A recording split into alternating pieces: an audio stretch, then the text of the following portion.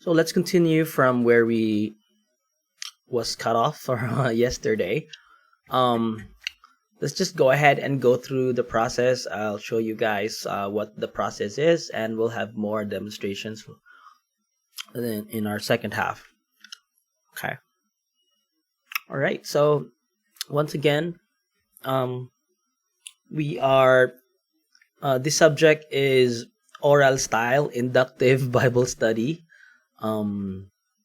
It's going to help us be more skillful in dissecting, meditating, presenting the 75% of the Bible, which is the narrative, which is the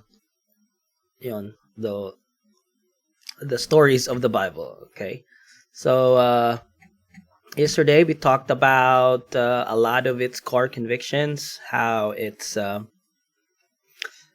proposing that the narrative is actually the meat of the word, and we also need to be skillful in presenting it, especially in our ministries.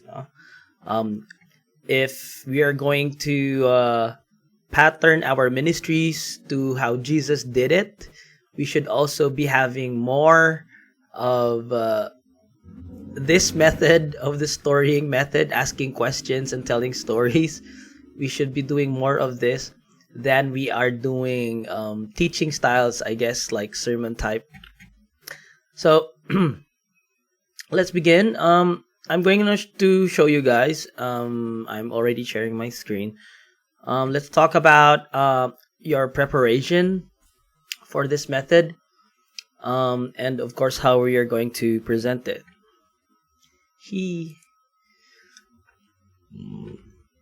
Okay.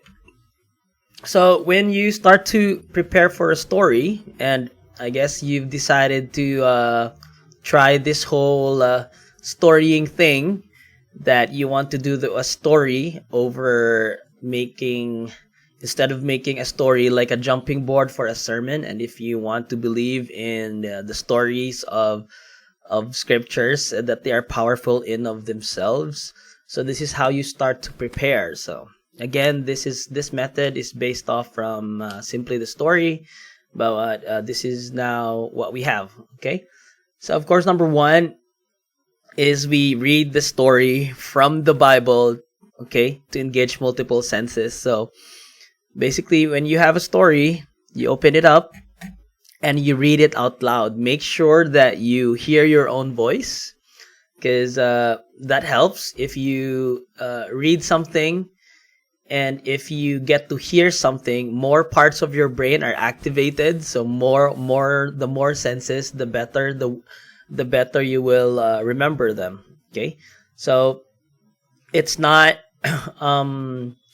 I'll say this again later, but it's not memorization. Like most people would think that they have to memorize the story and they get intimidated by it, but you don't have to. If you do this process, it's basically Bible accuracy. It's the same way when you watch a movie, right? Or if you have like a dream, you don't memorize it, right? It just comes off because you remember it how it happened. If something happened to you like last week, you don't memorize it. You just tell it to your friend because you remember it. So we want to treat God's stories in the same way, that it's gonna be in your heart pocket. It's gonna be branded in your brain in the same level as something that is real to you. Okay, so yeah, ganon. It's like when you say that if your friend asks you to give them spoilers for certain movies, what happened in the movie, like you can tell it right away, diba? So it's kind of like that. So don't be intimidated. We're not going to memorize in a way, but it's more of remembering what happened. Okay, so that's the first part. So you read aloud the story. So for example, let's do. I don't know if I get it right. Okay, so for example, let's have this story. If you're going to learn this story, Genesis 35, so you read it, right? So you guys can read it with me. So God said to Jacob, "Arise, Go up to Bethel and dwell there. Make an altar there to the God who appeared to you when you fled from your brother Esau. Okay, so you can start like verse from verse, and then step two is you close your eyes and you try to retell the story to yourself. Okay, and so basically, once you've read it, you close your eyes and then you try to uh, retell the story. So you close your eyes and then you try to remember. So God said to Jacob, "Wake up, go to Bethel and dwell there, or settle there. Make an altar there for me, because I was the God who appeared to you when you were running away from your brother Esau." Ganon. So basically, the system is you repeat it 3 times, because the average person needs to hear a story 3 times for it to be quote unquote branded in our brain. So usually how I do it is I try to read the verse and then close my eyes, then try to remember as much as I can. If I forget something, it's okay. You can do it again. So you read again and then you close your eyes. Parang ganon. I know it sounds a lot like memorization, but I'll tell you why it's not verbatim later on. And then once you got the first verse, you go to the second verse. Usually in this method, a story can be like 5 verses to 10 verses long. If it's 20 verses, that's usually like a longer story, and you have to break it down. Okay, so you need to remember that this is about accuracy over memorization. Okay, so you can actually use your own words when you try to remember a story. Like, so for this one, God said to Jacob, right? You can just say God told Jacob, or you can say sabi ni Lord kay Jacob. You can use your own words as long as it doesn't change the meaning, as long as it is still accurate. Okay, so you can adapt language kahit sa modern vernacular. Okay, words that you would normally use in conversation, diba? So if you use that verb, if you see that verse, it says, arise, go up to Bethel and dwell there. So what does that mean? So of course you need to understand what God is saying. So it's basically saying to Jacob, wake up, go to Bethel. It's a place. Go there and dwell there. In some translation, it says settle there. So go to Bethel and live there from now on. You can say that. Okay. What would be the words you would use in everyday conversation? So it has to be like that for you guys to be able to remember more. Okay. So replace ambiguous pronouns with character names, of course. So if you have been doing like a series of Abraham, Isaac, Jacob stories, and you're in the series of Jacob, and then you come up to this story, you can just say, since the audience already knows you're talking about Jacob, you can just say, God said to him, or sabi ni Lord sa kanya, pertaining to Jacob. So you can use pronouns, ganun. And then add sensory and emotional details to make the story come alive. But of course, we do not embellish or add details. Okay? So that's why, like from last night, when the wind stopped, I added that sensory thing where we added like a sound effect as if the winds were breaking. Ganon. So you can add those as long as the way you describe it, it is still accurate. Okay? So I guess for that part, you don't need to be intimidated if you're afraid to add or to add anything to scriptures. We do have like a set of we have like a playbook, like a guidebook for each story that we've already unlocked, and we'll give it to you guys. Okay, so actually starting on Monday, we'll be having storying sessions, and we will provide the worksheet, like basically most of the questions, how you can go about helping people lead them to certain truths, what questions to ask, what are the probable answers, what not to do. So we've tried to make it very elaborate, but we'll provide it to you if you attend the Monday storying sessions. Okay lang. So like, we promised to do this since 2 years ago, but we haven't really done it. But now we're doing it because we found a way how to do it. So we're doing like podcasts for storying that you guys can attend. I believe we have ones on Saturdays and on Mondays. So you don't have class by then. So if you're free and if you want to learn more about this storying thing, you can attend that session. So that session is actually for everyone in the Berean alumni and for the youth department and for the commissions, for whatever. But we're gonna have a storying podcast starting on Monday. The time will be at 7 p.m. It's the same time as your class. Yes, all right. So, just for example, again, let's try to finish the story. Diba? So, instead of saying, arise, go up to Bethel and dwell there, you can just say, and God said to him, wake up, or wakey wakey, or you can say that if gising na, all right, instead of saying arise, right? Because if you say arise, it sounds too much like from, it sounds too old school. Wakey wakey, go to Bethel and live there from now on, and make an altar in Bethel to the God who, because it says there who appeared to you, right? Let's just go ahead and read it. Who appeared to you when you fled from your brother Esau. So how would you guys say it in your own words? Okay, so make an altar there to the God who. What's another way to say appeared to you? Who showed himself, or we can say who showed himself or who appeared to you.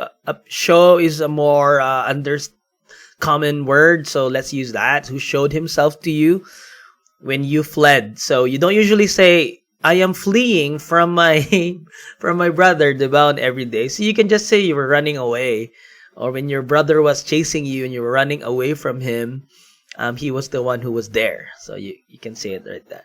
Pwede po ma-request ng printable material. Yes, again, when you attend the podcast session, we'll give you the playbook for each story. The notes for my subject is already in the lecture notes channel. But, yes. Okay.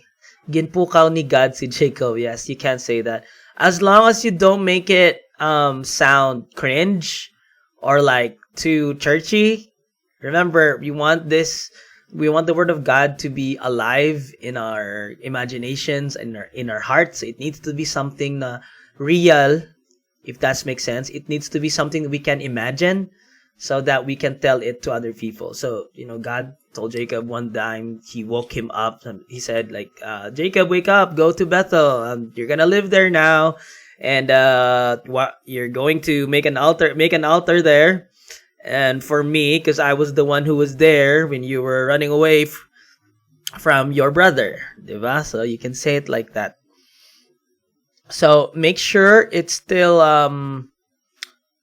you can spice it up, but don't add details, or especially in parts of the story where the emotions are not clear. Yon. All right. Let's move forward. Next, a few more tips on learning the story. So again, I said this before. These enhancements must not change the original meaning or key elements. Okay, so focus on knowing the story by its pictures or scenes. Okay, so you prevent blackout. So like, for example, from yesterday's story, diba? So we imagine the Dalampasigan or the shoreline. So you imagine in your mind Jesus on a boat, and then people, and then you imagine it's like a movie, right? So you imagine Jesus asking his disciples to come into the boat. So you imagine the scene where the seminar was finished, everyone is like trying to go home, I guess, and then God asks his disciples. So the disciples leaves the crowd, gets into the boat, and then they start sailing, and then you remember there's a lot of the boats, so you say there were other boats with them. So you remember it by scene. Then of course you remember the storm scene, you remember the panic scene, you remember the scene where Jesus is sleeping, and then their interaction with the disciple and what Jesus did afterwards, rebuking the wind and the waves, and then the and then the scene or the camera cuts to the disciples, and then the disciples are more afraid, and Jesus asked them this question, and then they ask each other a question. So you remember knowing what happened next, right? So instead of memorizing words, you want to remember events. Okay? So that's why during the third part of this process, it's like a police report where you ask people if they remember what happened, who said this, who said that, what did this guy do, what did this guy say, was there any response. So parang blatter report. It's like a police report. So that's how we help ourselves to remember what we've read. Yes, we need to understand what we've read. Okay, so all right. So when you try to do the digging part or looking for spiritual observation, yung mga na-observe natin, here is one way that you can start off. I'm not saying that this is the only way. There are other ways that you will discover once you attend the other workshops. But this is where we start. This is our starter kit for storying. Memorize important characters. Yes, if a character in a movie or a TV series, diba, is relatable and you remember their character development, you will always remember that character, diba? So it's easy to remember them because once again, God created us to be geared for chismes or for stories. Okay, so there are 5 C's that you can start when you do your hermeneutics or when you do your observations. So the first C is context. Okay, where is the story happening, or context as in what happened before this story or what happened after the story. Okay, so what is the situation? Okay, so just any kind of context in every scene, in every conversation. So you kind of want to ask around that. Next is characters, of course. Who are the key people and what are they like? For example, what are they doing? What are they feeling? Yesterday, I asked you guys about the teacher. What do you guys think about him? What is he doing? Is he making what can you comment about him? What can you say about the disciples? What can you say about the other characters in the story? Usually in a Bible story, even if not mentioned, you want to assume that God might be involved somehow. So you can also count Yahweh or God as a character, and you want to talk about that. In some stories, the characters that are present might also be the devil, and you want to talk about that. What are they doing, and what are they trying to do? Okay, so characters. So you want to talk about the different characters. If you don't know how to start the conversation, you just try to make lait sa mga tauhan, or you try to talk about the characters, the different characters. Okay, the main characters and the supporting characters, the crowd maybe. You want to comment on the crowd. What are they thinking? What are they feeling? Okay, next is conversations. So it is attached to the characters. Conversations will give us more understanding on people's characters in the story. It's this they said what to who? So what did they say? How did they say it? What can you say about this person because they said it? They said this line, and who did they say it to? What's the tone? So you can comment a lot about conversation. So remember, in a story, if the scriptures they put a certain line in quotation marks, make sure when you tell the story, you also have to say it that way. So, for example, instead of saying the disciple woke Jesus up and said to him if Jesus didn't drown. So don't tell the story from a third party, because the Bible also wrote it in the first person. So that's why we have to tell it in a way as it is written. As it is written. So you can say the disciple saw Jesus and he woke him up saying, Rabbi, don't you care if we drown? So you'll need to impersonate the character instead of like just mentioning that this person said this and that. Okay. So, yon, conversations. Very easy. Next is choices. What were the decisions that each of the characters made? Okay. Okay. What were the choices and what were their other choice? So you can see that in every story, there are choices and decisions that have been made, and you want to explore what other choice they could have made, and try to ask why. Why did they make that choice? Bakit kaya? Why did that person do this and that? If they did a good thing, why? If they did like a bad thing, then you want to explore why were they able to do. I'm sorry. Why did they make those bad decisions or those good decisions? Okay. Again, we want to move away from the word memorize, because it's very intimidating to Filipinos. I try my best to move away from the memorize word, because again, you don't say that you memorize your dream or you memorize a certain movie or your favorite teleserye. We don't say that I memorized Rosalinda. So we just remember because we love the show, right? We remember what Rosalinda said because we like Rosalinda and we like what's happening. It's amazing and it's exciting. Yeah. So we also want to give the scriptures, the narrative, the same level of love and amazement and excitement for the scriptures. Di po ba?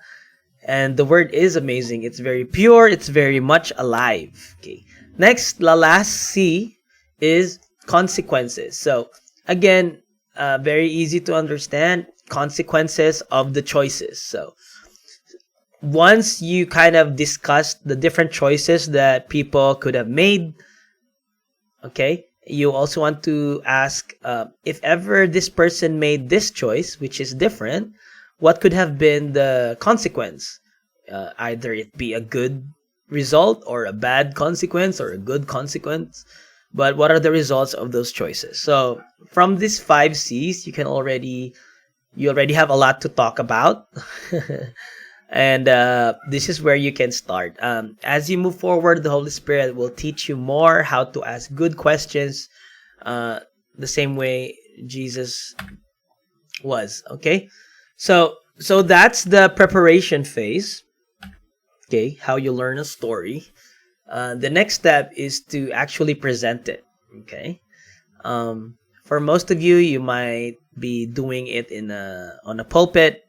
For some of you, you might be doing it in a Bible study, or you can just try to practice this with any one of your family members or any person that is near you or is in close proximity.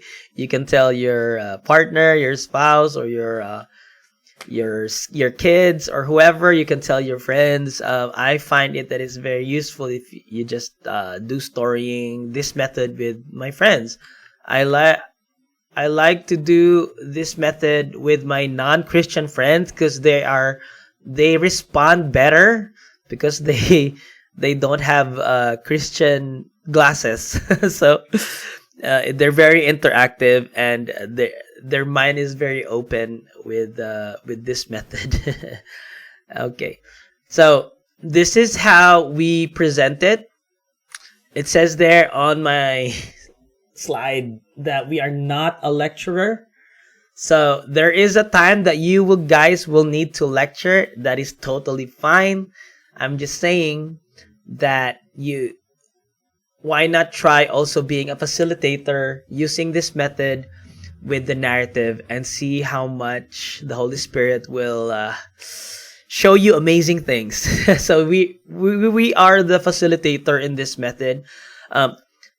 That takes so much pressure from from us, which is something that I liked in the beginning. Like, oh, this is so cool. Like, the Holy Spirit is the teacher, and I'm also a student. I just facilitate. Yeah.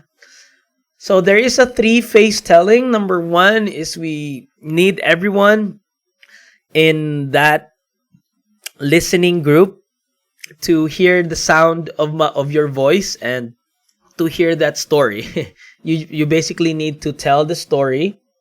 Okay. Next is you ask a volunteer to retell the story. Okay. This step 2 does a lot of things. So again, the volunteer retells the story in their own words.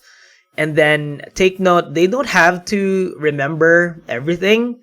If they do miss some parts, if they forget, or if they add some things to the story, it's fine, because the other listeners will be like, he forgot this part. Oh, he added this part. So they will be intrigued to try to correct, or they'll pay more attention to this second-hand information person, the reteller. They will pay more attention because that's how people are, so emphasize that this step should not be skipped. Okay, because again, you want your listeners to know the story. Okay, but it's up to you. Some of my storyteller friends, sometimes they skip this if there's a time constraint. But this step 2 is very important, because when you ask someone to retell, and it's okay if you don't remember everything, it's kind of gets them warmed up for engagement. Okay, so there's so much engagement in this method, which is something that we lack in churches. This is how we warm up the engagement. Okay. Yes, correct. The retention is crazy in this method. Phase 3. Okay, phase 3 is the police report thing. So you basically lead through the story with chronological questions. Okay, so the whole group helps the storyteller fill in details to ensure factual accuracy. Okay, using police report questions. You guys remember me doing this last night, right? So at the beginning of our story, where was Jesus? What was he doing? Are you sure he was there? Okay, are you sure? So who was he talking to? Was it just him? Was it just his disciples? What was he teaching about? Okay, how long did he teach? Okay, and after that, what happened next? Who did he talk? Who did he invite? Were they the only boat crossing? And then what disaster came? And then what were the... So you're asking factual questions. Lead through the story. You're basically telling the story for a third time, but through police report. So what we usually like to do here is purposely tell the story incorrectly so that the audience will correct you. So you can say, right, that, and then an earthquake came up, and then the audience would be like, no, there was a storm. Oh, really? Ganon, diba? So that's the first part of the presentation. The second part of the presentation is the digging for treasures. So this is the bit that a lot of us will need to develop. We need this to develop skills in digging for treasures for reasons that are in the slides. So the first part of the digging for treasures is spiritual observations. So you just basically want to make chismis muna. So you focus on what is literally happening in the story. You can use the 5 C's, the context, characters, conversations, choices, consequences, to guide the discussion. Okay? So what's happening here? What did they do? What does that tell us about their characters? Take note that we also can ask, is God involved in this context? Okay, so you just want to focus on what's happening in the story.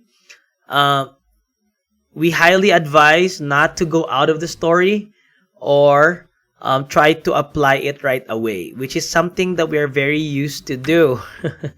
Okay, do you guys know the word hugot? When we try to apply it right away, like usually in the storm story, as you can see, the disciples are very obedient, just like us. We should be obedient disciples. We do not do that in this method. It gives me an ick just thinking about it, because why we don't make hugot just yet? Okay, so we need to immerse them first. During this phase, the goal is to fully immerse ourselves in the story, like we're watching a movie or gossiping about the characters. Okay, so let them immerse in the story first, because if you make hugot right away and you make application in their life, okay, people what might get defensive. So if you jump to application too early, okay, listeners will they will smell the religion. They will smell that the story is being directed at them, and they may become defensive. Okay, the defensiveness again will make the method ineffective. Okay, as it prevents them from seeing the truth from themselves. There is another like storying method that they use in some places of the Philippines that they presented it. I also looked into it. And for me, it's not that effective because they do application right away, right after every insight. From experience, what that does is this exactly in my slide. It makes the method ineffective because if they see it coming, na they're the ones pala in the story, turn off na, di ba? So they put barriers na agad. So, the application will come naturally after we have found the spiritual treasures together in the story. Remember, we want the listeners to discover themselves. Okay? And also, we want the listeners to apply it to themselves. It shouldn't be something na tayo yung nagsabi. It shouldn't be something that they were told by us that they should forgive, that they should have faith, that like the Bible study leader said, no, this method at the end of the session, if you want to measure success in this method, your listeners will have this conclusion of, I heard God tonight very strongly. I know that I must have faith, and they tell themselves that. And the Holy Spirit tells them that without you telling them what to think or what to believe. How cool is that, guys? Especially that this generation is sick and tired of being told what to do, right? This generation is like that. So that's why I keep saying for over 10 years, this is the only method that has worked for me in my context sa mga youth. Especially in the youth na most churches would consider na are hard to reach. I work with creatives. I work with a lot of people that are very individualistic. A lot of them are atheists. I started doing storying with Iglesia ni Cristo. So they don't have like the biblical mind view. But because of this method, bro, they themselves concluded that Jesus is Lord. So it really is very effective in this generation. But you have to do it right. So just remember that during the chismis session with the characters, while you're asking about the choices of the characters, don't apply it right away to the listeners. When you see a bad decision, don't say, so it's just like us in our lives. No. No. Like when I hear my storytellers say that, like I just cry inside.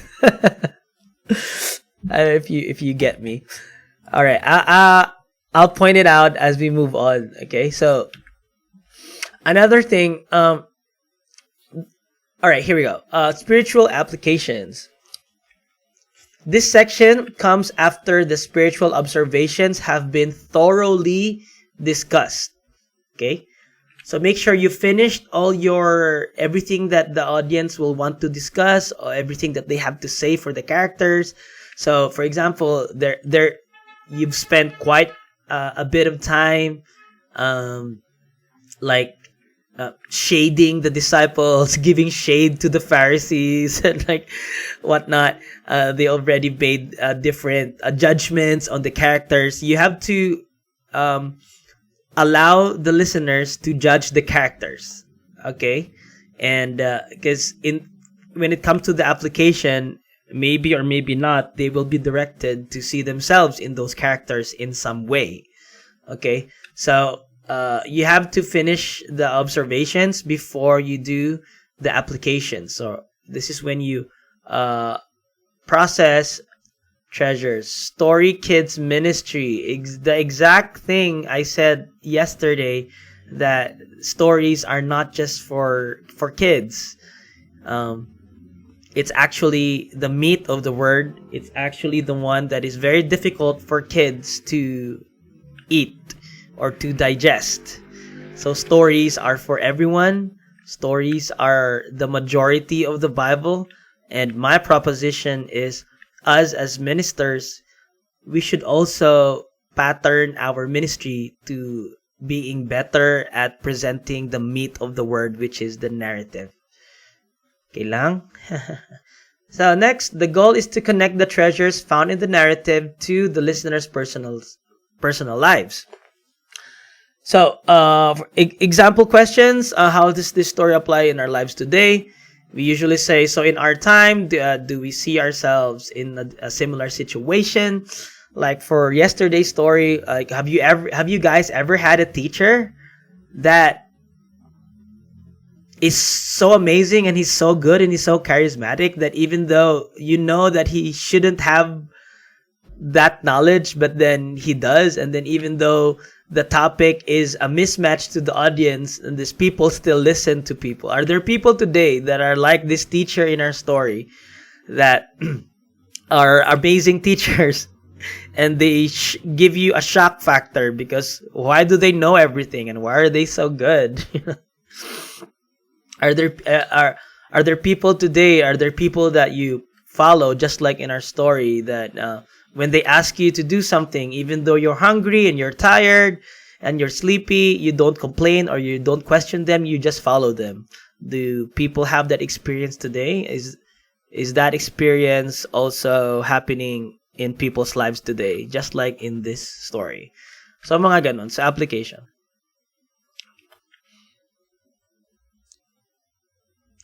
Okay, what are you guys saying? Ang Panginoong Diyos nagbigay instructions ka Jacob. Si Jacob ay nakinig sa Panginoon. Kaya makinig talaga sa kailangan po ang tao. Okay, so what Epifania is saying is exactly what I said about directly applying. So you should not do this. When you're doing stories, just stick to what Jacob is doing first. Don't relate it to their lives yet. Because you said there, kailangan ng tao marelasyon sa Panginoong Diyos. So we wanna put application at the very end. You don't put it together. Okay? So we want them to be amazed at the relationship of Jacob and God first. We don't want to give them the hint that they should also have a relationship with God. Okay? Because if you do that, that's already spoon feeding. That's already not this method. Okay? I just wanna put that out there. And it just shows us how us as ministers in this day and age, if you have been in church for quite some while and you have been listening to sermons and attending Bible studies, how we're so used to this. Maybe that's why in most situations that we are losing this generation. We're not very effective in conversing with people outside because we're out there to get them and to tell them that they're wrong and to tell them what to believe, right? But as you can see, even Jesus didn't do that. Jesus gave them stories and asked them questions, and he left it up to the people to decide who he was. Remember, like even in this story from last night, when the disciples asked, "Who is this man?" Bro, Jesus did not answer them. Jesus didn't spoon feed them, or spoiler alert, Jesus didn't tell them, "Oh, don't you know, I'm the Son of God." Like, they have no idea who this rabbi is. And that could have been the perfect time for Jesus to tell them who he was, but he did not. He left them hanging. Okay? So, you know how annoying Korean TV shows are when they have a really good cliffhanger? The stories of the Bible are just like that. They have really good cliffhangers. So, why don't we do that in our ministries? That's why we're not effective most of the time, because we keep spoiling people.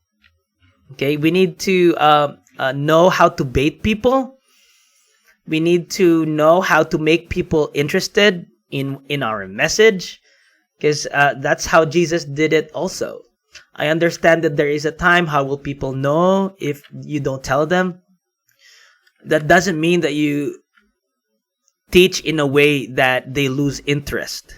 The way Jesus did it is this. He told stories and asked really good questions so that people will go back to their homes and ask, what did Jesus mean when he said that the kingdom is like a seed, or the kingdom is like a pearl, the kingdom is like... So they would like go home and ask their family members, go around their campfires and ask their friends, what did Jesus mean by this, right? So the chismis is ongoing. Open-ended questions like are the best, and we need that today. If you want to be effective, in being a fisher of men, if you want people to be interested in our stories, that's where the gospel is, how they will be saved. We also need to look at the example of how Jesus did it. Okay? Okay. Alright. I love that you guys are reacting, and I hope you guys get it. Yes, in a way that they use their mind. Okay? They're not just there and accepting everything that you're saying, but they have to be there critically thinking. Like what happened to Tita Gemma last night, that her brain was tired, I think, somewhere along that line. That's exactly what happens here. And what that means is the people are chewing on spiritual meat, on spiritual food. Isn't that what we want? For people to meditate on the Word of God, to chew and digest properly spiritual food. Yeah? Something to think about. I've had people along the years always come up to me and say, sumakit yung ulo ko, or you gave me a headache, Pastor.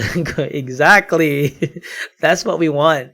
For them to rack their brains out trying to understand the Word of God. Because guess what? When you try to meditate on God's stories, the Holy Spirit will be there to teach you.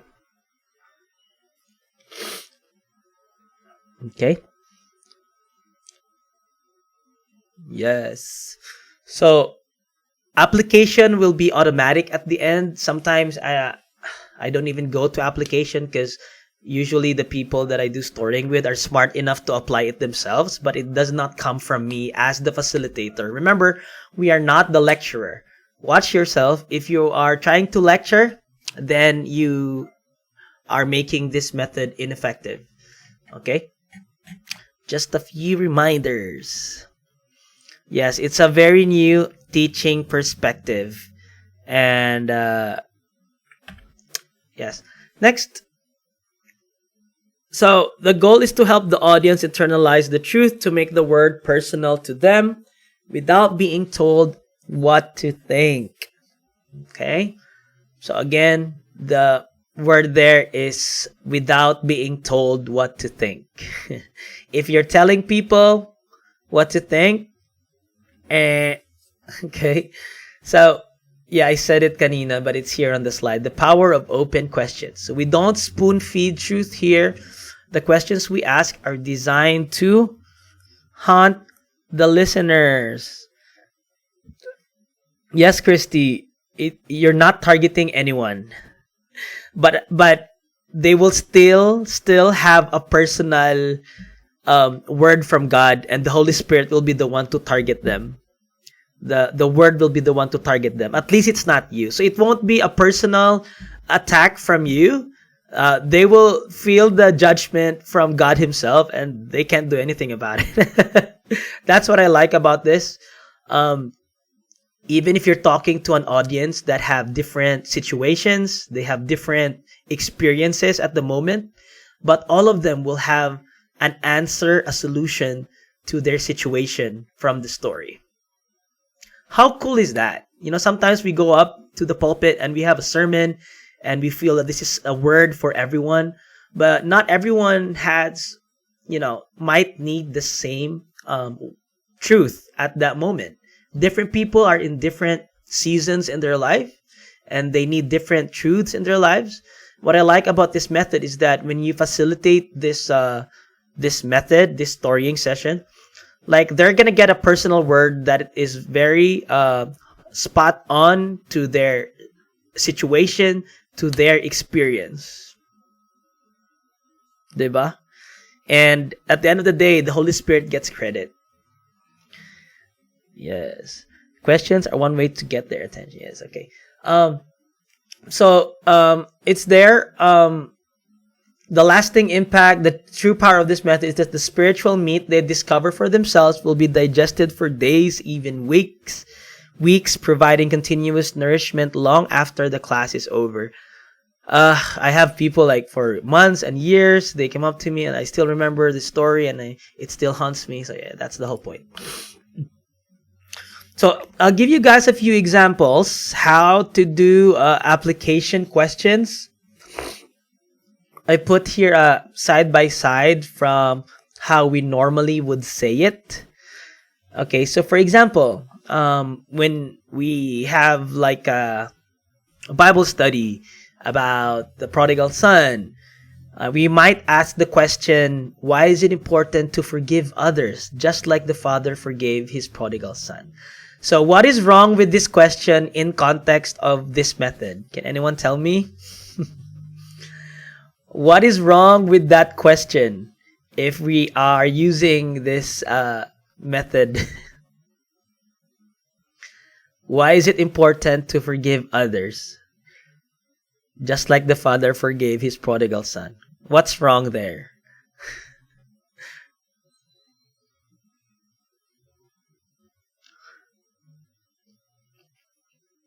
Yes, correct, Orlina. In this method also, you become very active listeners. And you will be shocked how people will respond. That it will tell you, give you insight on where they are at in their lives. So going back, what is wrong with this question and why is it not correct in the context of this method? The question is, why is it important to forgive others? It's a pretty straightforward. It's giving an example of how we should forgive. Is it giving an example how? So why is it important to forgive others? The audience could not directly relate. Parang nire-require. Yeah, okay. Spot on, si Celeste. It's as if the question is implying that they are required to forgive. Yes, correct. You're telling them, basically, you're directly telling them to forgive. You're telling them what to do, right? So, just like the father forgave his prodigal son. Parang atake na. Yeah, so in this method, here's an example from if you want to ask an application question without telling them what to do, you can ask, why do you think the father waited for his son? And what does that tell us about the father's love or love in general? Okay. Ayan. Mag-forgive ka na kasi just like his father. Ano ka ba? Alright. Yes, correct. Yes, So you want to frame it in a way na katulad nito. Why do you think the father waited for his son? And what does that tell us about love? Like for our story from yesterday, like why do you think Jesus didn't he did not confront the disciple? What does that tell you about Jesus? What does that tell you about him being the leader and the teacher, when his subordinates were panicking, he did not confront them, even though in the situation he was kind of being disrespected. What does that tell you about Jesus? Diba? Instead of saying, dapat we should be like Jesus, like, bro, okay? You need to let them realize what's the better choice. Parang ganon. They need to figure out for themselves. Exactly. And that is something that it is a skill that is very lacking in the ministry in general. And it's a skill that Jesus has mastered, and that's how he did it when he was here. All right, another example. Eto, how can you apply David's courage to face the giants in your life, like peer pressure or temptation? So what's wrong with that question? How can you apply David's courage to face the giants in your life, like peer pressure or temptation?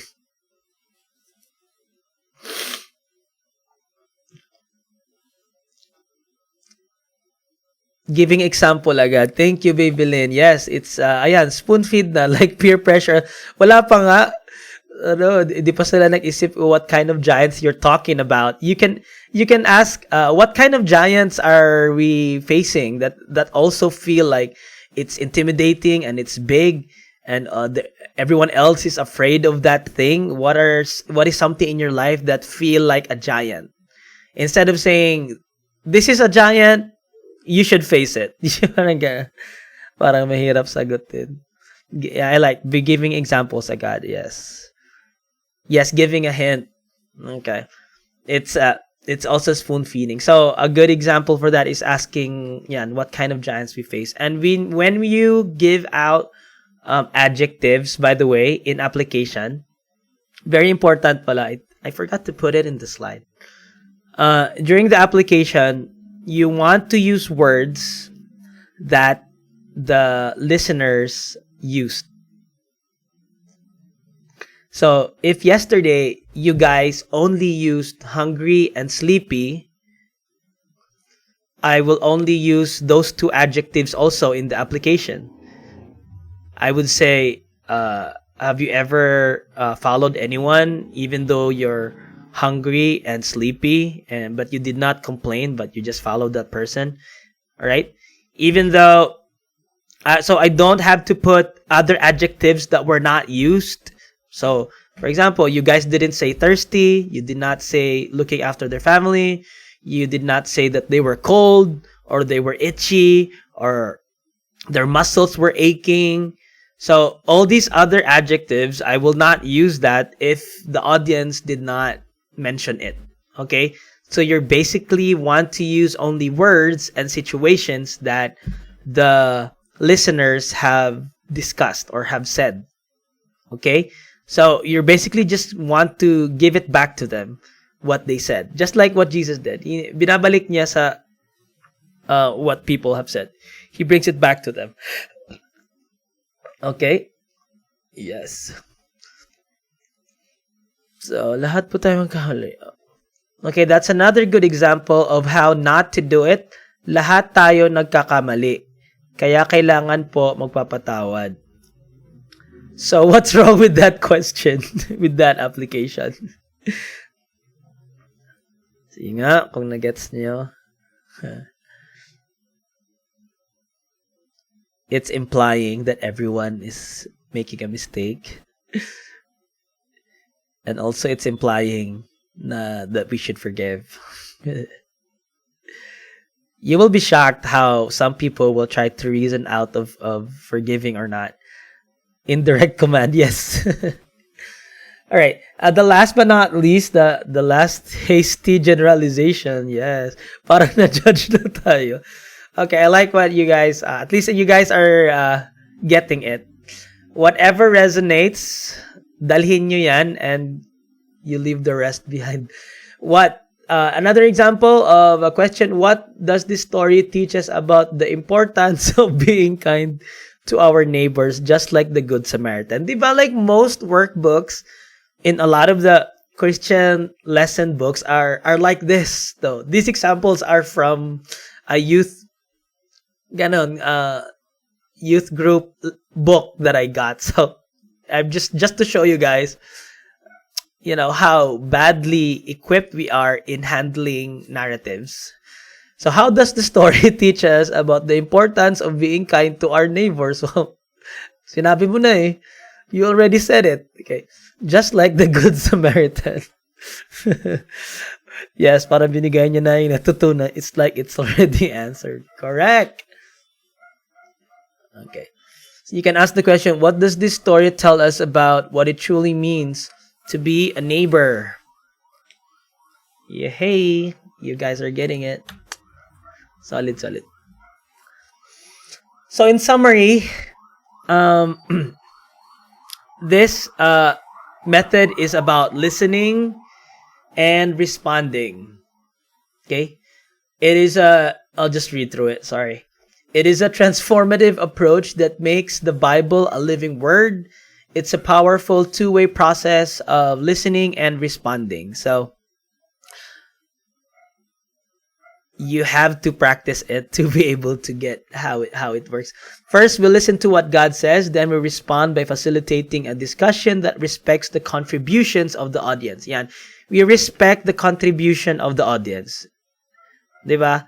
Don't people just love that when they feel their part, they have contributed to the discussion? And I tell you, like, every time when you do the storying session, even you as the facilitator, you might also have a new insight here and there, and make sure you acknowledge the person. That's the first time I've heard that point of view. Thank you. And they will be very engaged because they feel that they have contributed, and when they talk about themselves, that makes them happy and engaged with the word. That's what we want. Yes, they feel included, and kanya-kanyang perspective. Yes. This isn't just a new teaching method. It's a way to let the word come alive in every session. It is new in our context, but it is something that Jesus has been doing. Okay. I want to share this. I want to share this muna. You know how today we are in the information age where the internet is there and we have all this stuff. There's an overload of information about literally everything. There are articles for everything today in the information age. And the next age that comes after that, the next shift is what some people are saying is the curation age. Alam niyo yung ibig sabihin ng curation? Okay, because people need help filtering the endless information they receive, right? That's why we need AI to help us filter information. Okay, so this method is also perfectly suited for this era because it allows the Holy Spirit to be the ultimate curator of truth. Yes, it's very personalized, so very apt siya. So it prevents listeners from feeling they know it all and heard every sermon. If you are someone in your ministry and you feel like your members they feel like they know it all, they've heard every sermon, this method is for you. Okay. It turns them into active participants in discovering spiritual food and ensures that the specific truths they receive are personal, timely, and exactly what they need. Right. Almost the same numbers there. Okay. What is my dog doing? All right.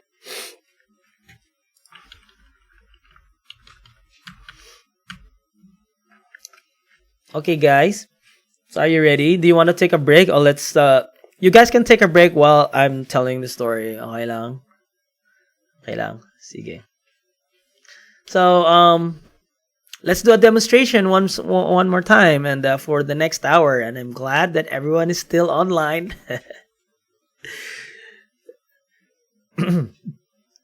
Okay, so again for the next hour, let's pretend that we are oral learners.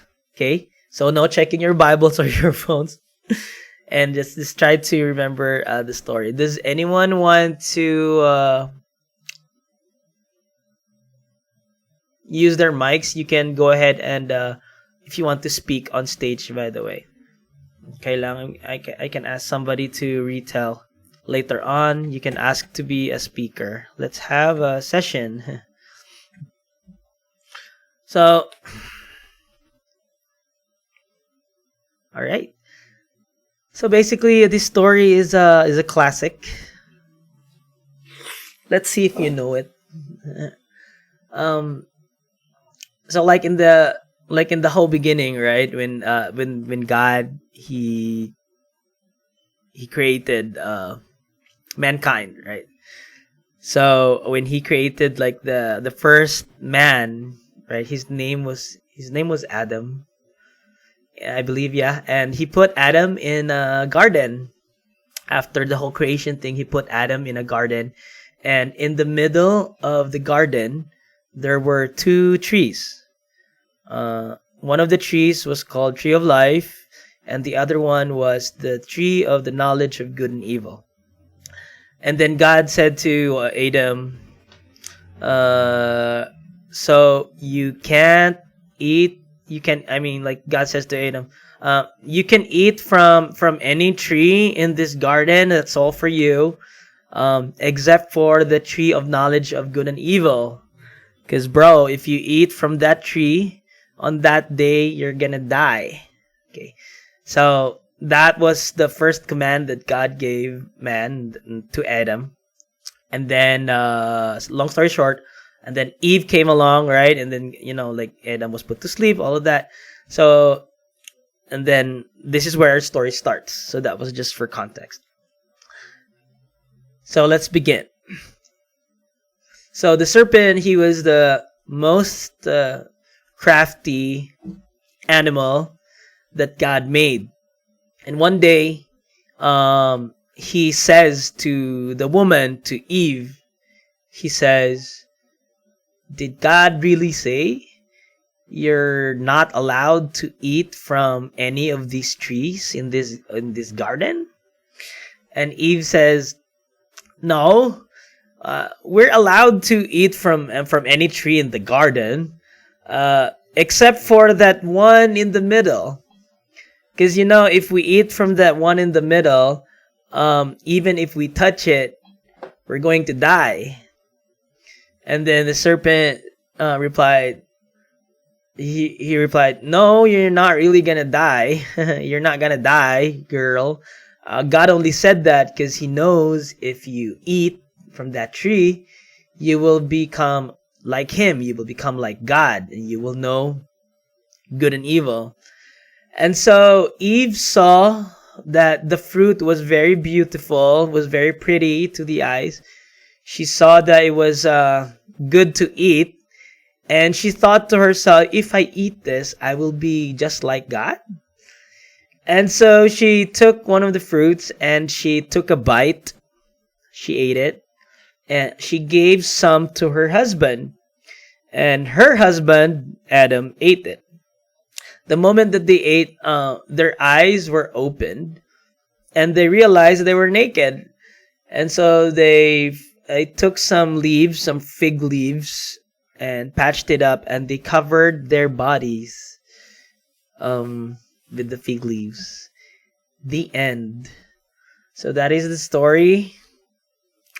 Does anyone want to try to retell? You can use your mic. I'll make you a speaker up on the stage. Thank you for spoiling, Emilia. Can I delete your messages? Thank you.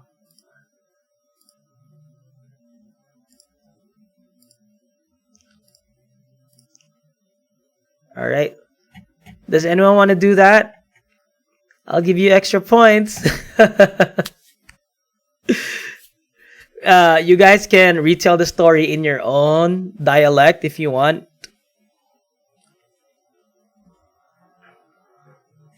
By the way, your exams will be oral in this subject. So if you do a retelling now, your you're good with your exam.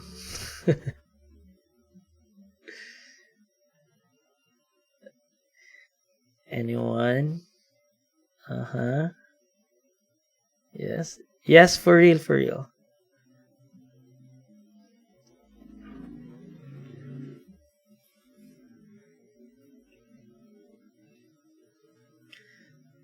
Okay. Several people are typing.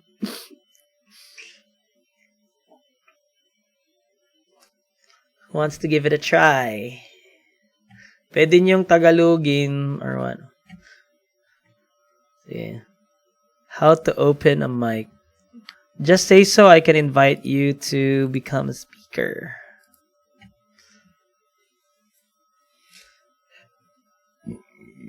Remember, we are in Bulalakaw. Eh, di may talaga lang sapat make sure na alam mo Eh, ikaw lang ba makakarinig, sir? Lahat kami, syempre, when you retell the story here on stage, all of your classmates will judge you. Kidding. Okay. Okay, let's invite Joy. How to invite to speak.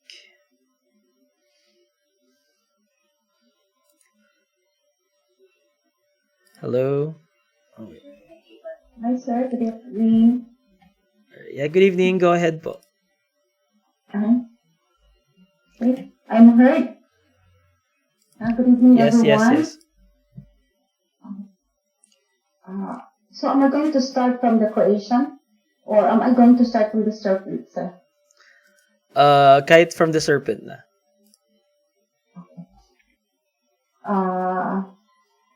The serpent was the most crafty animal God has created. And one day, when he saw Eve in the garden, he spoke to Eve if God really told them that they are not allowed to eat any fruit in the garden, then Eve responded to the serpent that the fruit in the middle of the garden, which is the tree of the knowledge of good and evil, when they are going to eat it, they are going to die. And but the serpent told her that when if she were going to eat it, she will be like God. She will know what is the truth and what is the evil. Then Eve took and have a bite, and after that he gave it some to Adam. When Adam had eaten his part, then his eyes was opened, and they were able to realize that they were naked and they have separation from God, and they have already realized that that will separate them from the glory of God.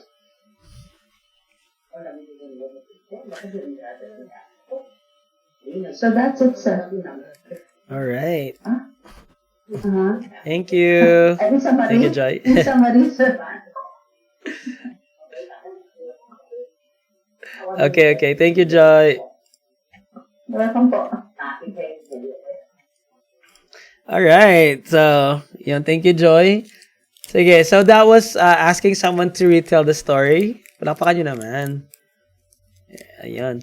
So, let's do step 3 and so let's do the police report thing, asking chronological questions. Okay lang. So you guys can type there, pero in a session, people can answer verbally, of course. Shee! Iba-iba yung palakpak. Alright. So, so let's go back to the story. Yung serpent, siya yung pinaka-angas na ginawa ng Panginoon.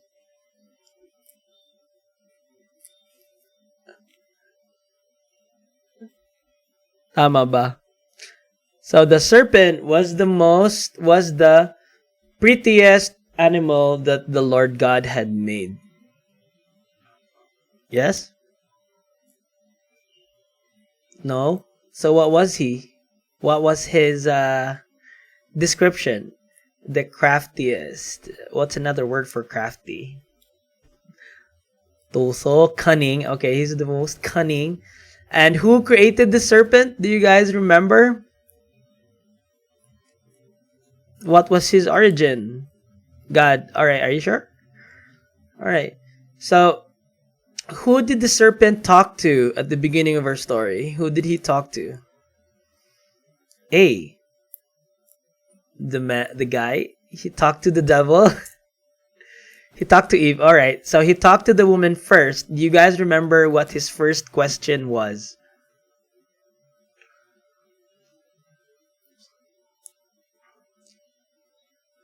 Did God really? Okay. Yes? What was the question? Did God really what? Are you? Ano yan? Are you, did God really tell you that you're not to eat any fruit in the garden? Okay. Yes, are you not allowed to eat everything in the garden? Yes. So he asked that question. Did God really say everything is unedible or everything is bawal or did God really say you are not to eat from any tree in the garden? That was his first question, right? And then what was Eve's reply?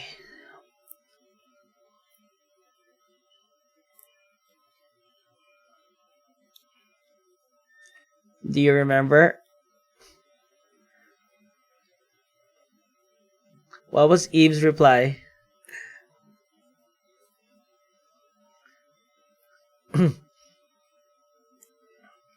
Okay, Celeste said, no, we can eat everything except from the tree in the center, the tree of good and evil. Did she mention the name of the tree? No? Okay. So what did she say exactly? So she said, no, we're free to eat any tree, okay, except for, pwera lang, except for that one in the middle. And then she says something else. Because if we eat it or even, yes, correct. Even if we eat it or if we touch it, we're going to regret it. We're going to die. All right. Anything else? All right. So that's what she said. Correct. And the serpent, what did the serpent reply?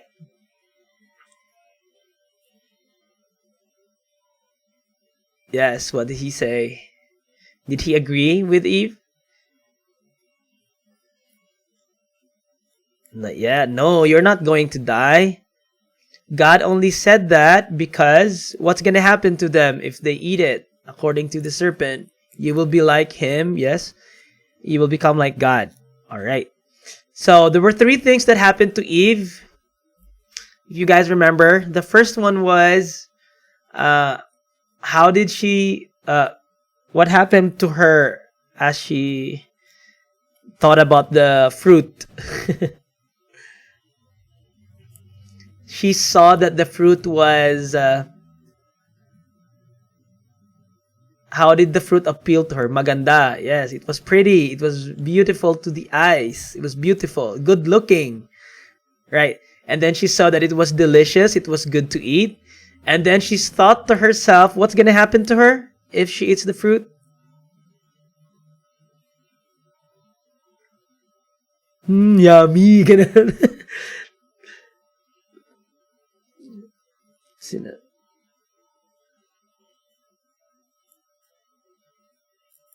She will be like God, right? And so she took some of the fruit and she ate it, right? And she gave some to Adam, and then Adam was like, no, woman, I'm not going to eat that. What did Adam do? Or what did he say? He also ate? Okay, where was he? Adam was just right there.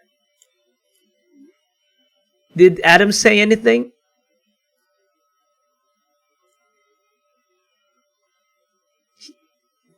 Oh no, no, silent lang siya. Okay.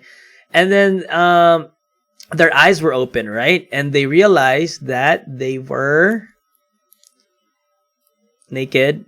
And they're yes, and what did they use to cover their bodies? Fig leaves. All right, very good. So you guys know the story na. So that's the first part. Let's go ahead and dig sa story na to.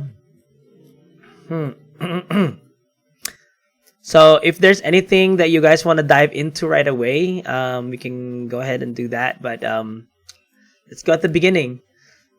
So the Bible explicitly says na the serpent was the most crafty, right? So in this story, we kind of know that he, since you guys are already Christians, it's like the serpent was the one who was the mastermind behind all of this. What? So we know, yes, he's the tempter. What else can we say about this serpent at the beginning? That why is it mentioned that he was the most crafty animal that the Lord God had made? So he's a tempter, he's a deceiver. Can I say that God is the source of deception and temptation? Because God made him. Can I say that? No. Okay, why not?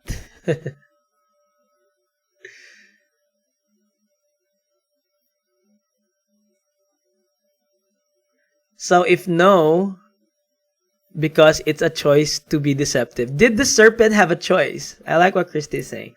Did the serpent have a choice to deceive and to tempt?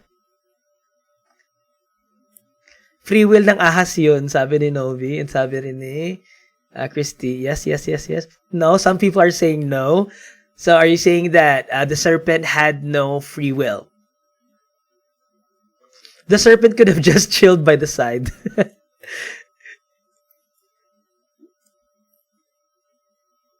So what other what other things could the serpent have done, knowing that his gift was being crafty? Was it his nature to deceive? If you are someone who is crafty or cunning, does that mean that you are destined to deceive people?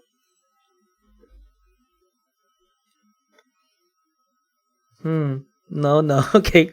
A resounding no. Why do you think? Na hostage ang snake mean. Planning to fall the humanity. Decision niya po yun. Influence, I think. If you are crafty, does that automatically make you bad, like the serpent? Since the serpent is crafty, does that make him bad automatically? Influence, you guys are saying influence. Influence from where?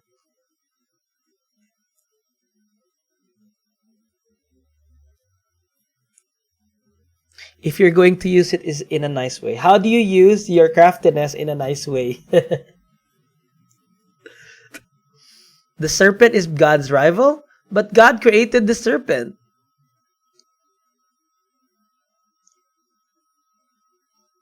Does it say that the serpent is God's rival? The serpent was possessed by the spirit of Satan. How do we know that? Do we know that in the story?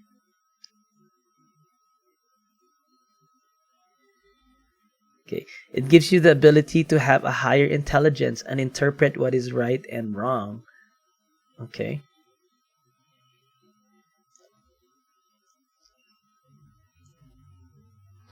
Is it crafty po ba yung magaling gumawa ng mga bagay-bagay? Madiskarte. Clever. If ever the serpent used his craftiness for good, so to speak, ano yung pwede niyang gawin?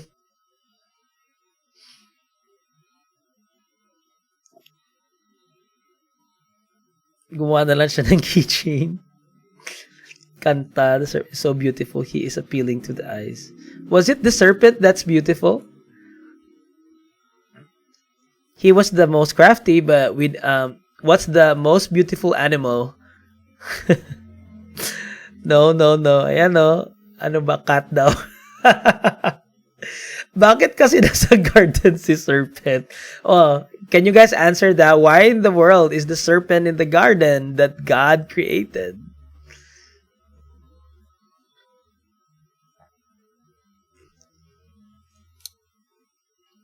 Okay, the serpent was a tool to exercise free will. Do you guys agree? Like most of you guys are saying that the serpent had a choice, and also mankind had a choice. Yeah?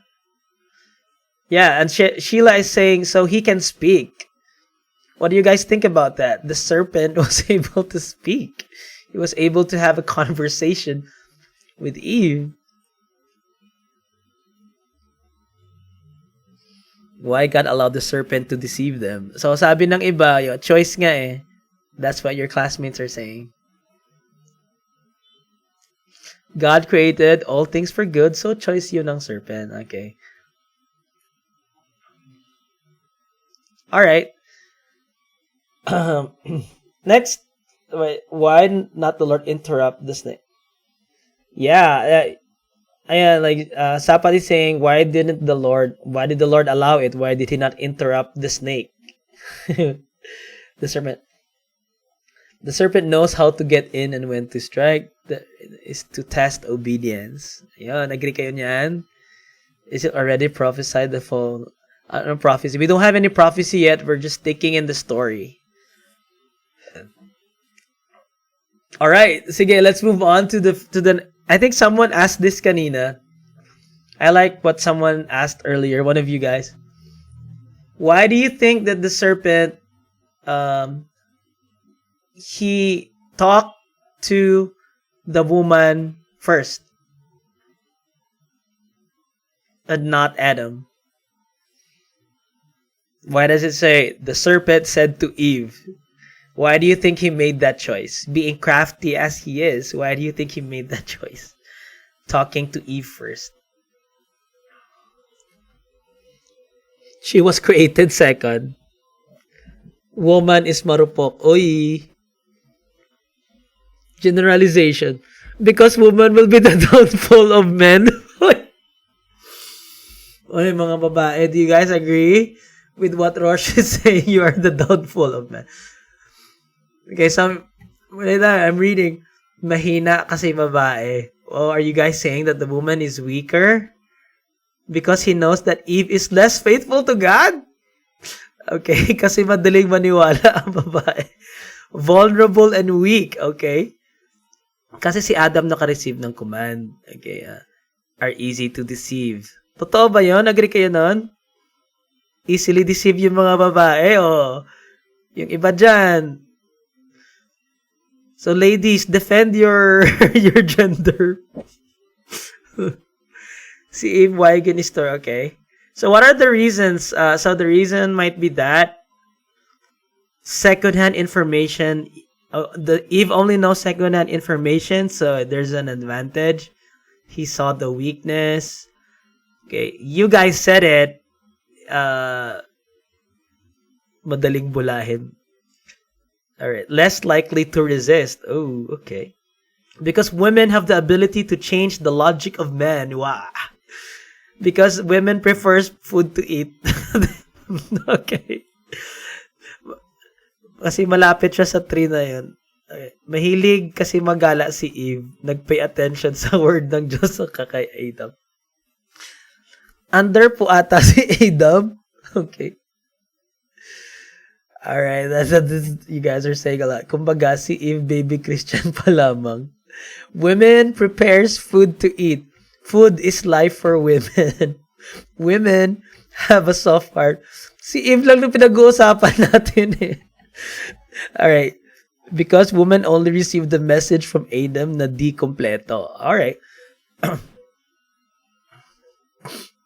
Right. While you guys are thinking about reasons, let's go in chronological order.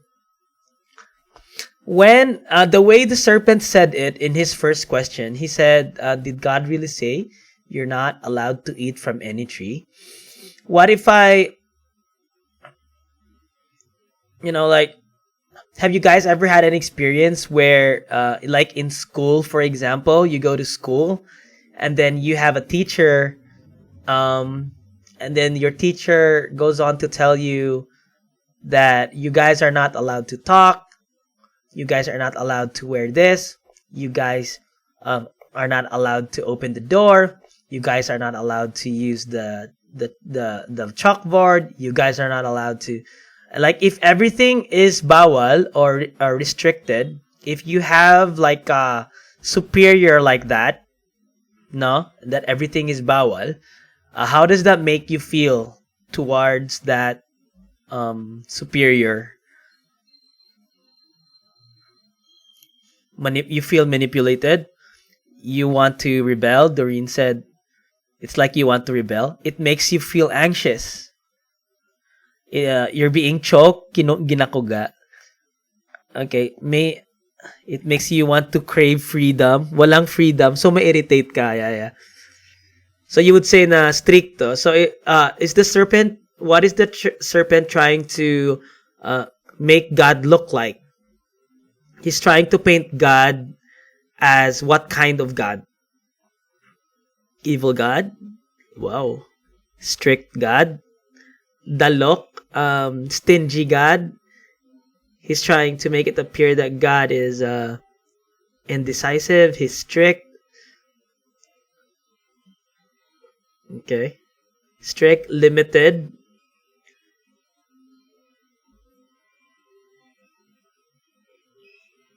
He's like a dictator. Beverly said dictator. Okay, most of you are saying strict. Authoritative. Dictador. He's trying to make it appear that God is authoritative. Okay. Right. What kind of master? Yes. Because we're trying to examine how the serpent framed his question. Did God really say you're not allowed? So everything is restricted daw eh. Triggered curiosity. Selfish. Why would you say na selfish?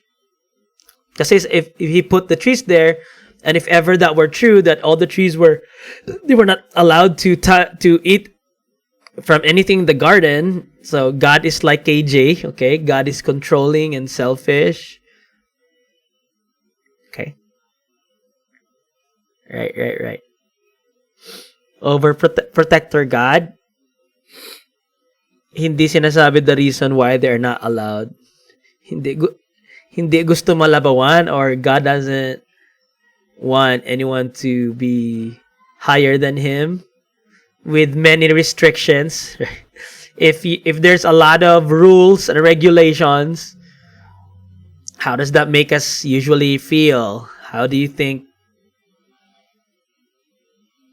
the people in our story reacted? That's why some of you said kanina na they were curious, they want to rebel. Okay. Kaya siguro mahirap na mamili sa ng kakainin yung babae kasi last time na siya yung naparusahan ng saktuhan. They feel imprisoned. God is a liar. Okay. So let's go ahead and move on. Like let's examine how Eve. Let's talk about the correctness of Eve's reply. Okay. Do you guys think that the word of God is important? Do you guys think that God's command is very important? Yes. So let's see if Eve answered correctly, right?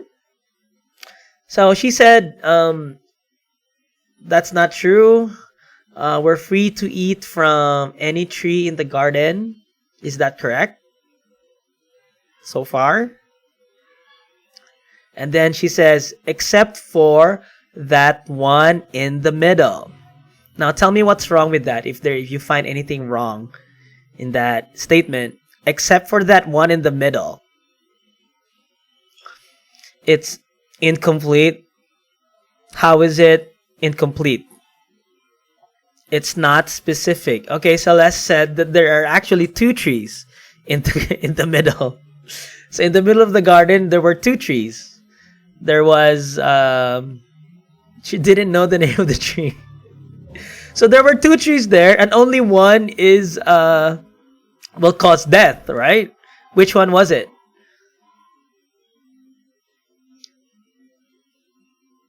The tree of knowledge of good and evil. What about the tree of life? Was the tree of life restricted as well?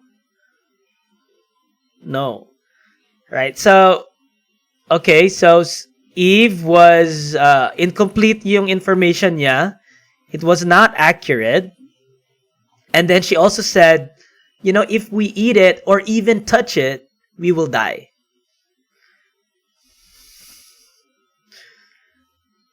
What do you think of that answer? So, first she had an incomplete answer. And then she also added about touching the tree. Failed sa QA si Eve. Irony and hyperbole. Yeah. So God didn't say any of that. So she missed something. She was not very specific, according to you guys. And she also added the part where if they even touch it, she added that bit. May dagdag. Okay. So why do you guys think that Eve failed this QA? Why was her information not correct? Why was there dagdag bawas? Any backstory do you think that why did she have a different idea of the command? She forgot because she's forgetful? Okay. Anyone else? What do you think happened? Who can we blame? Si Adam lang kasi ang nagsabi sa kanya. So, if ever she didn't listen to Adam correctly, the command was given to men. Because God talked to Adam, she had lack of information. So, you're saying that Eve was not afraid of God? Nag-iiba ang story pag pinapasa-pasa na kay pride. Alright, what do you mean pride? Are you guys saying that Eve did not ask Adam? Or, let's go to that.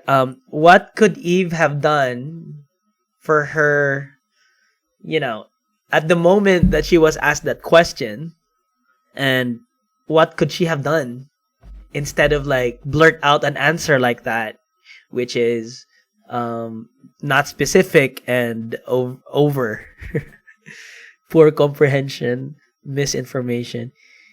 He could have rebuked the serpent. She could have ignored the serpent completely. She could have asked Adam first, Sophia said. Na-block yung brain niya. Ikaw ba naman kausapin ng snake? Okay, thought God did it specifically. Lack of information. She could have walked away. She could have asked her husband. Why do you think she didn't ask Adam?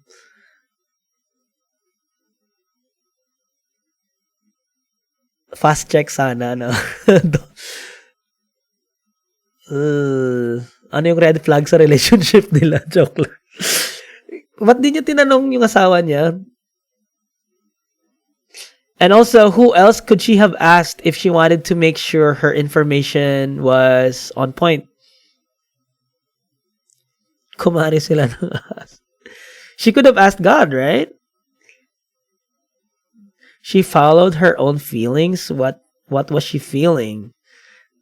Do you think she felt the same feelings you guys said earlier, that she was anxious then, she was curious, wanted to rebel, chuchu, free will, ganon.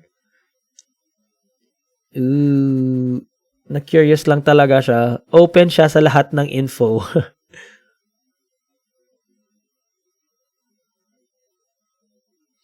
Yes, the follow-up questions are mostly funny.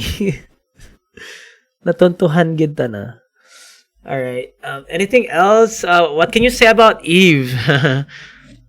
on Eve in this story, in this part of the story. The the serpent was crafty indeed. Eve was deceived. She believed the serpent. That doesn't make them die. Okay, we're not there yet, but we're here at the part where the question is, what could she have done to have a correct answer? Or at the beginning, she could have, you guys said she could have ignored the snake. She could have asked her hubby. She could have asked God. But she didn't do that. Why do you think ganon siya? So does this solidify the fact of some of you said earlier that Eve was, what kind of person is Eve, as we can observe at this part?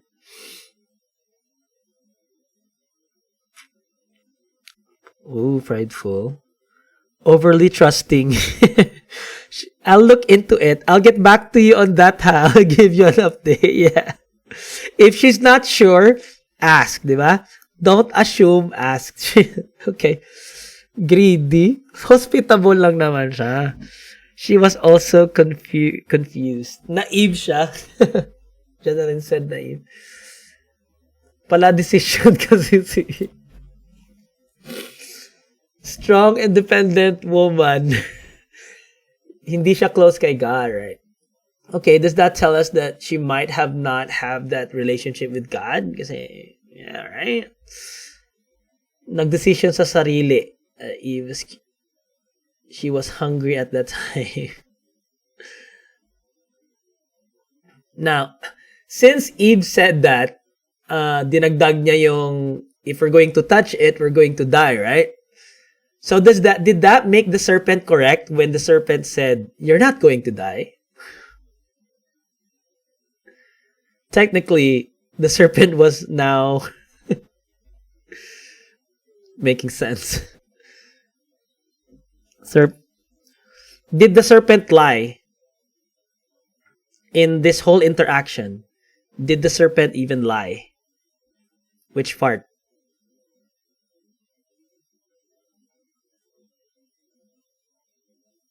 You guys are saying yes, yes, yes. No. And then he said, you're not gonna die. He just twisted the story. But who twisted it first? Second, Char. He reversed the question. Okay.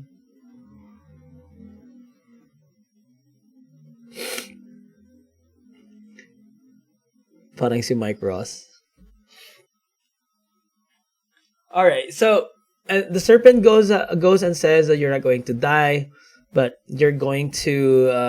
God only said that because he knows you will be like him, knowing good and evil. Right? And then, anything you guys want to say about what happened to Eve? She saw that the fruit was beautiful, it was good to eat, and then that she will be like God.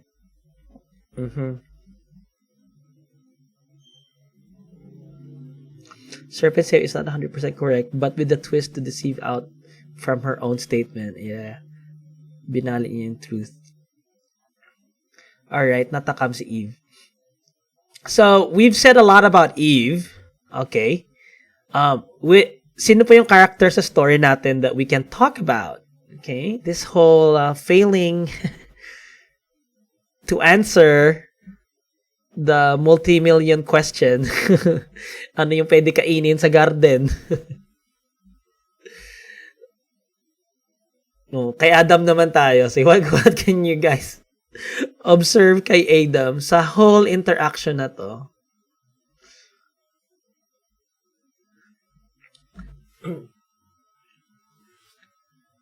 Adam said nothing, bro. He was silent.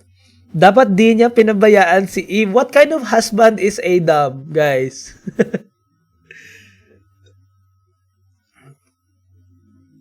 And Adam being the one who God talked to in the first place, what was his responsibility? Was he asleep? Nagtutulog-tulugan siya. Men are silent when women are making decisions. Nasaan si Adam nung kinausap ng serpent si Eve? He was right beside her. Leader dapat siya. Okay, as a leader, as a husband, what can you say? Agree kayo sa sabi ni, is it being a loving husband, what Adam did in this situation? Nonchalant. In every man's failure. Baka nakinig si... Now, what do you think Adam was thinking? No. Adam was thinking because he heard everything. What do you think was going on in his mind? If you guys said na Eve was deceived and everything, what do you think happened to Adam? Was he also anxious and curious, and what you think he was also deceived just like Eve? Adam agreed silently, sabi ni Adarly. Oh yeah, like Steve said, he saw Eve didn't die. Bro, inantay niya, he waited for Eve to eat the fruit. And he saw that Eve didn't die. What do you think he was thinking?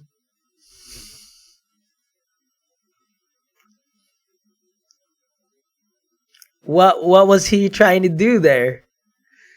So you guys are saying that Adam loved Eve, that's why he didn't interrupt Eve. But then we know that he saw that Eve didn't die. Oh, pina-taste test niya si Eve, as you guys know, that's a good term. Nag-taste test muna si Eve. And he saw that Eve didn't die. So is that being a loving husband? Ginawa niyang tester yung asawa niya. Kung hindi paunahin si Eve, then kung hindi mamatay, he will try to. She failed to speak up. Natural pala sa lalaki, no? Sabi niya, fake news. Ooh. Okay. Ginawa, guinea pig. Yes. You guys, ka-dark. Sacrificial lamb si Eve.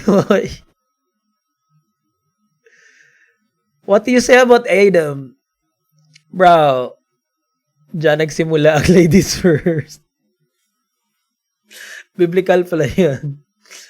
Ginpain niya si Eve, sabi ni Novi. He did not do his part as God instructed him. Wise and crafty si Adam, ayaw niyang ma-poison. He was irresponsible. You guys agree with that? Yeah. He accepted that he did something wrong, kaya tama lagi si Eve. Ayaw ni Adam mag-argue kay Eve. Babae decision maker. Obedient. Both of them had a conscious choice to obey. So whose fault was it? Who has more weight in this whole fall? Adam. The serpent. Both. Some of you are saying both. Adam talaga, no? Parang majority Adam.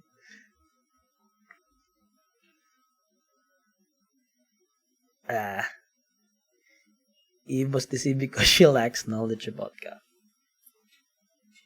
Ano permi sa lasang lalaki. Alright, so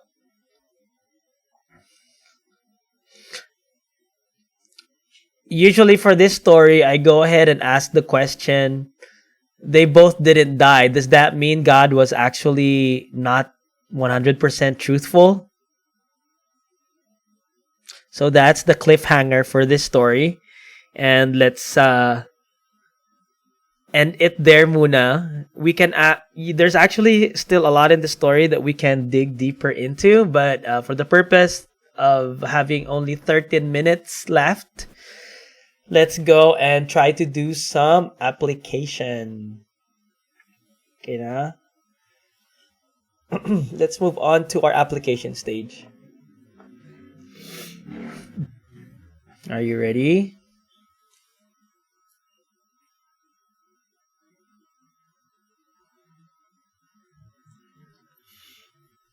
Okay. So, let's go ahead and try to do some applications for this story. In our time today, are there people you know that are gifted in something?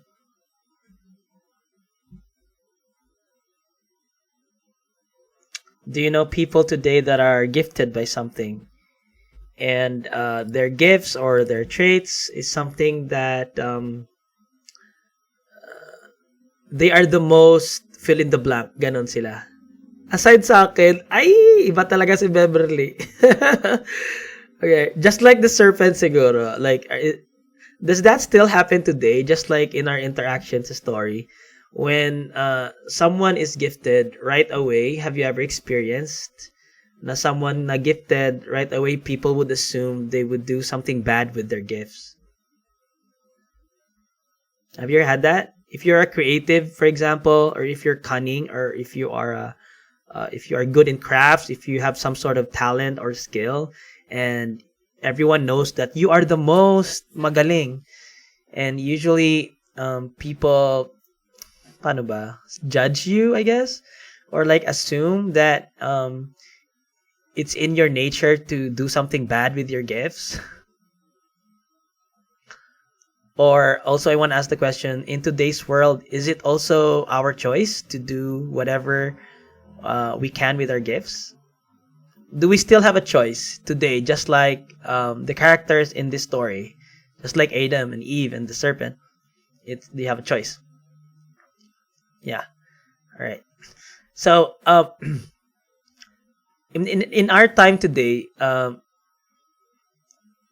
let's go to how the serpent made it appear that the God who created Adam and Eve was a very strict God, a dictator God.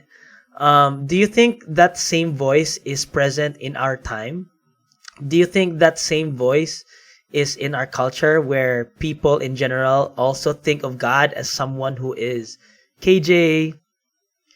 Ano pang sinabi nyo? That God is manipulative, that God is very strict, that God is selfish, that God ayaw ni Lord malabawan. It's the same voice that is present today, trying to make it appear that God is not a very good master. He's a very selfish master. There's a lot of rules, di ba?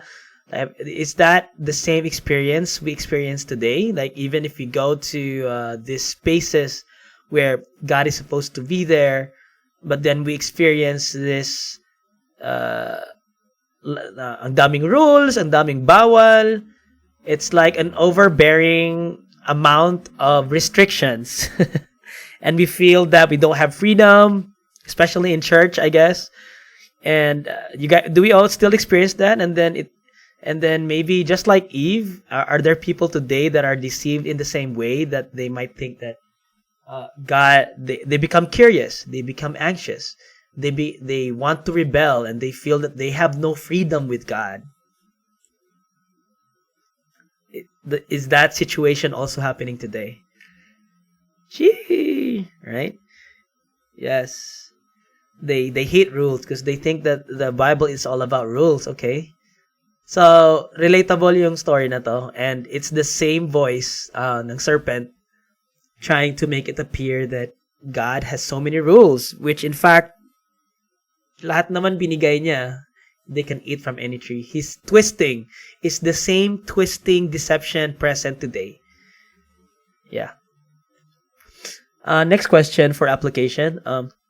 Do you know someone, just like Eve, that they are, I guess, vulnerable and emotionally weak, and they are the first ones to be deceived? And they are the weak point in a community or in a partnership. They are the ones who are likely to fall, and they are easy to tempt and manipulate. Yeah.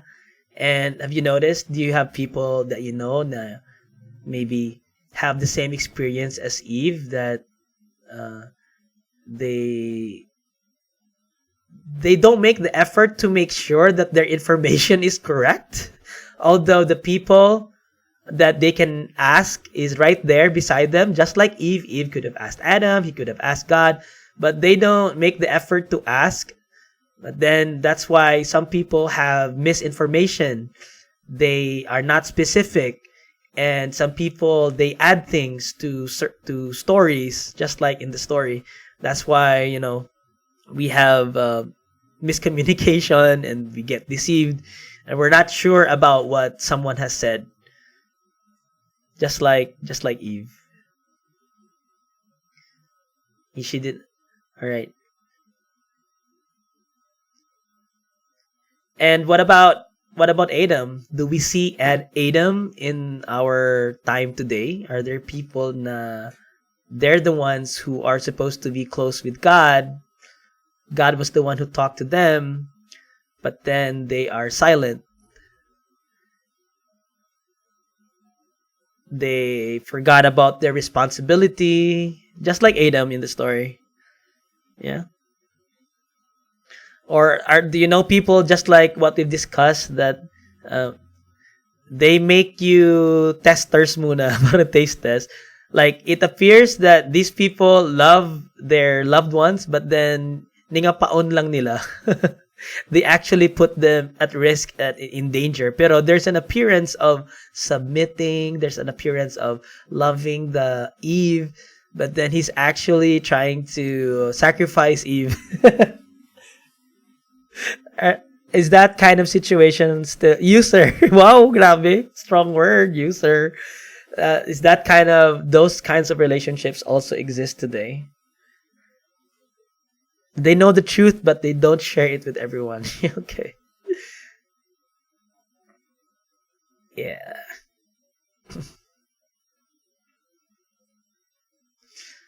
All right. So, yes. And wala ge effort to correct the misconception and the wrong things happening around it, letting others deceive and use them. All right. But at the end of the day, just like in the story, they both were wrong. And they could have, done something else. Anyways, let's stop there for now. There's a lot more we can apply and dig into this story.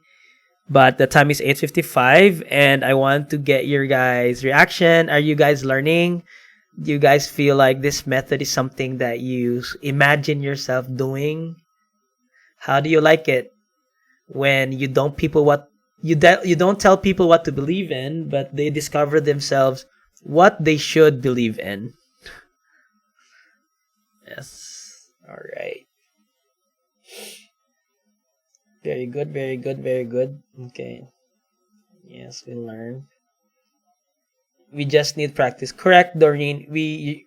For this one, you need practice, because again, I acknowledge that we are so used to the other way around, which is also another type of dividing the word. But it will do us some good if we also try to learn this way of presenting, doing our Bible study, doing our sermons this way. So that's the best way for us to learn this, is to really do it. So you can try doing it. If you make mistakes, it's fine. You can do it again. You can learn by listening to the audio sessions. When you attend our storying sessions, I'm for sure you will learn along the way. It will take some time. I totally understand. This is so very far from what we are used to.